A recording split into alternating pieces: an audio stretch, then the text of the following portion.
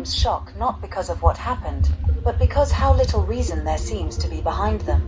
In certain cases, the motive is not rooted in conflict, revenge, or personal history.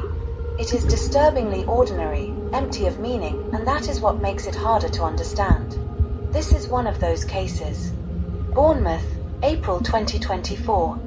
In a green area near the sea, at Durley Chine Beach, two young women are attacked with a knife while spending time outdoors in the early evening.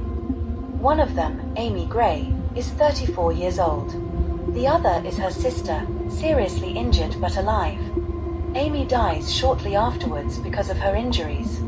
The attack takes place in a public, well-frequented space, in circumstances that do not immediately suggest a clear motive. It is not an obvious robbery, nor a fight witnessed by others. The investigation is entrusted to the Dorset police. In the first hours after the murder, investigators face a complex scenario: no immediate link between the victim and an identified attacker, no claim of responsibility, and no clear explanation. As is often the case, police do not begin with assumptions. Instead, they reconstruct Amie Gray's final hours, where she was, why she was there, who might have seen her, and above all who was present in the same place at the same time. CCTV cameras covering the area and nearby streets reveal movements that appear suspicious and consistent with the time of the attack. These images are combined with witness statements from people who were nearby and report seeing a man leaving the area quickly. By cross-referencing footage, timelines, and movement data, investigators identify a suspect, a man living in the area. The identified man is Nason Sadie, a 20-year-old from Croydon, South London.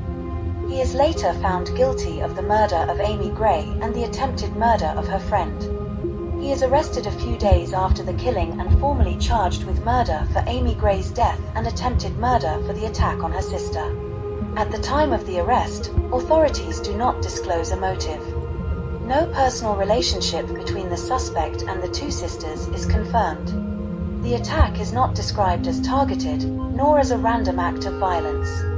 The investigation appears to slow briefly, not because of a lack of evidence, but because of the absence of a clear motive. The case quickly enters the judicial phase, and many details are withheld to avoid compromising the trial.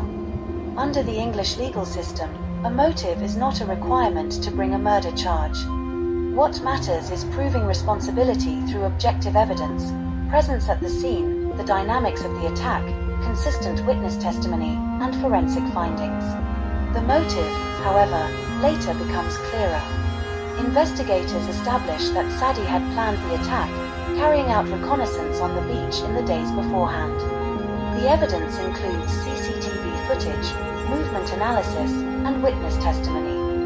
According to the prosecution, he had a morbid interest in murder and weapons, conducted online research on how to commit and get away with a killing, and displayed misogynistic attitudes alongside an obsession with violence itself.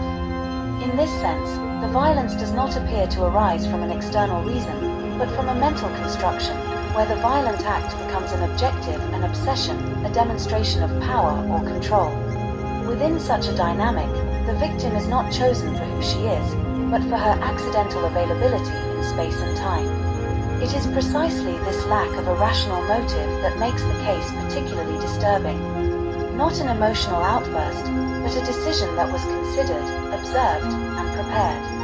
The trial shows how, in some cases, the motive is not a story to reconstruct, but a void to recognize a personal ideology of violence that turns the criminal act into an end. Meanwhile, flowers, messages, and tributes appear at the scene of the attack.